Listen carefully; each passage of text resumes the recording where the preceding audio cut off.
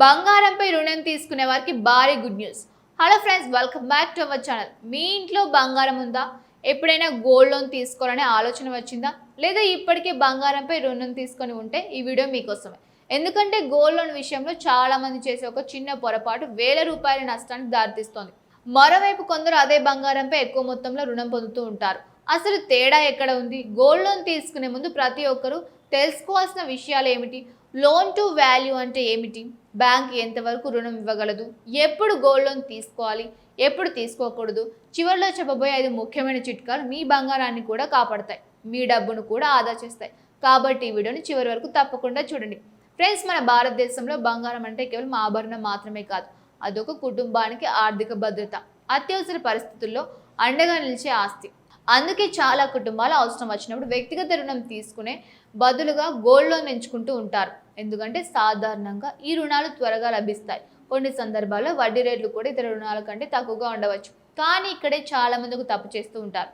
ఏ bank లేదా ఏ finance company చెప్పిన మొత్తాన్నే వెంటనే ఒప్పుకుంటూ ఉంటారు.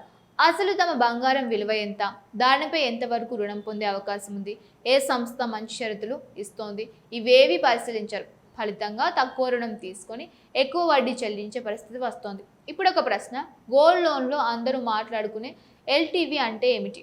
దీన్ని చాలా సింపుల్గా అర్థం చేసుకుందాం. మీ దగ్గర ఉన్న బంగారం మార్కెట్ విలువను ఒక ఆధారంగా తీసుకొని దానిలో 1% వరకు మాత్రమే రుణదాత డబ్బు ఇస్తాడు. అదే లోన్ టు వాల్యూ నిష్పత్తి. ఈ శాతం ఎంత ఎక్కువగా ఉంటే అదే బంగారంపై మీరు అంత ఎక్కువ రుణం పొందే అవకాశం ఉంటుంది. అయితే ఇది గరిష్ట పరిమితి మాత్రమే. ప్రతి రుణదాత తన అంతర్గత విధానాల ప్రకారం తుది మొత్తాన్ని నిర్ణయించవచ్చు. ఇక్కడ ఒక విషయం గుర్తుంచుకోవాలి, బంగారం బరువు మాత్రమే కాదు, దాని స్వచ్ఛత కూడా చాలా ముఖ్యం. 22 క్యారెట్ బంగారం, 18 క్యారెట్ బంగారం, వీటి విలువలో తేడా ఉంటుంది. అలాగే ఆభరణాల్లో ఉండే రాళ్ళు లేదా అలంకరణ భాగాలకు సాధారణంగా రుణ విలువ లెక్కలో ప్రాధాన్యం ఉండదు. అందుకే ఇంట్లో తూకం వేసుకొని మీరు అనుకున్న విలువ, బ్యాంకు అంచనా వేసే విలువ ఒకేలా ఉండకపోవచ్చు. ఫ్రెండ్స్, గోల్డ్ లోన్ తీసుకోవడం తప్పు కాదు, కానీ దాన్ని ఏ అవసరానికి ఉపయోగిస్తున్నారు అనేది చాలా ముఖ్యం. అత్యవసర వైద్య ఖర్చులు, పిల్లల చదువు, చిన్న వ్యాపారం ప్రారంభించడం, వ్యవసాయ అవసరాలు, తాత్కాలిక నగదు కొరత, ఇలాంటి అవసరాలకు గోల్డ్ లోన్ ఉపయోగపడుతుంది. కానీ విలాసవంతమైన ఖర్చులు, అవసరం లేని కొనుగోలు, విలువ తగ్గే వస్తువుల కోసం గోల్డ్ లోన్ తీసుకోవద్దని చాలామంది ఆర్థిక నిపుణులు సూచిస్తూ ఉన్నారు. ఇప్పుడు ఒక చిన్న ఉదాహరణ చూద్దాం. ఇద్దరి దగ్గర ఒకే విలువైన బంగారం ఉంది.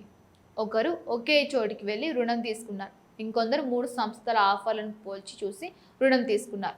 రెండో వ్యక్తికి కొన్నిసార్లు ఎక్కువ రుణం లేదా తక్కువ వడ్డీ లేదా తక్కువ ప్రాసెసింగ్ ఫీజు లభించే అవకాశం ఉంటుంది.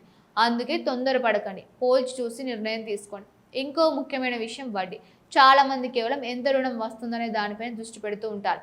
కానీ అసలు ప్రశ్న ఎంత వడ్డీ చెల్లించాలి అన్నది.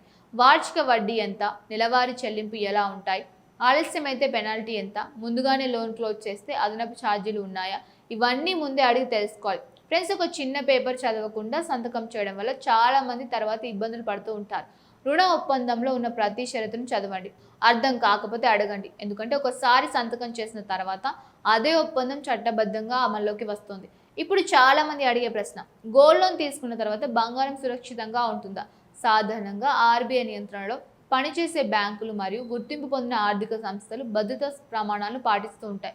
అయినప్పటికీ రుణపత్రాలు, రసీదులు, బంగారం వివరాలు, తూకం స్వచ్ఛత వివరాలు అన్నీ సరిచూసుకొని మాత్రమే రుణం తీసుకోవాలి. మరో ముఖ్యమైన విషయం, రుణం పూర్తిగా చెల్లించిన తర్వాత తాకట్టు పెట్టిన బంగారాన్ని ఎప్పుడు తిరిగి ఇస్తారు అనే విషయాన్ని కూడా ముందుగానే తెలుసుకోవాలి. మీ రుణం ముగిసిన తర్వాత అవసరమైన ప్రక్రియను పూర్తి చేసి మీ బంగారం వెంటనే తిరిగి పొందడం చాలా ముఖ్యం. ఏవైనా ఆలస్యాలు జరిగితే సంబంధిత సంస్థను వెంటనే సంప్రదించాలి. ఫ్రెండ్స్, గోల్డ్ లోన్కి ఒక మంచి ప్రయోజనం ఉంది. మీ బంగారాన్ని అమ్మాల్సిన అవసరం ఉండదు, అవసరమైన డబ్బు లభిస్తోంది. పరిస్థితి మెరుగుపడిన తర్వాత రుణం చెల్లించి మీ ఆభరణాలను తిరిగి తీసుకోవచ్చు. అందుకే చాలామంది దీనిని తాత్కాలిక ఆర్థిక పరిష్కారంగా భావిస్తూ ఉంటారు.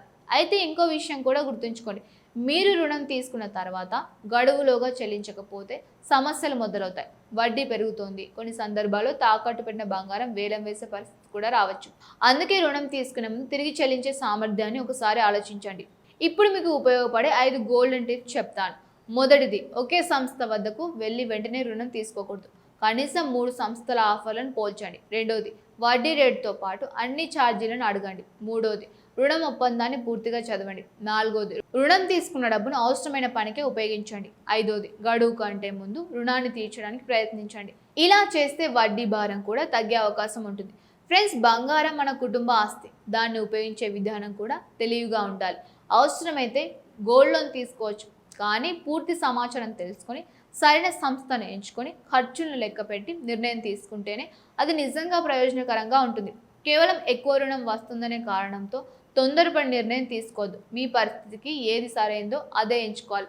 చివరిగా ఒక విషయం, ఆర్థిక నిర్ణయాలు ఎప్పుడు భావోద్వేగాలతో కాకుండా లెక్కలతో తీసుకోవాలి. 1 గంట సమయం కేటాయించి వివరాలు తెలుసుకోవడం వల్ల భవిష్యత్తులో వేల రూపాయలు ఆదా చేయవచ్చు. అందుకే అవగాహన పెంచుకోండి, పోల్చి చూసి నిర్ణయం తీసుకోండి. మీ బంగారాన్ని కూడా మీ డబ్బును కూడా జాగ్రత్తగా కాపాడుకోండి. ఈ వీడియో మీకు నచ్చితే లైక్ చేయండి, మీ ఫ్రెండ్స్తో ఫ్యామిలీతో షేర్ చేయండి. ఇలాంటి బ్యాంకింగ్, ఫైనాన్స్, పెట్టుబడులు, ప్రభుత్వ పథకాలు, డబ్బుకు సంబంధించిన ముఖ్యమైన విషయాలపై ఇలాంటి విశ్లేషణాత్మక వీడియోల కోసం మా ఛానల్ వెంటనే సబ్స్క్రైబ్ చేసి బెల్ ఐకాన్ ప్రెస్ చేయండి.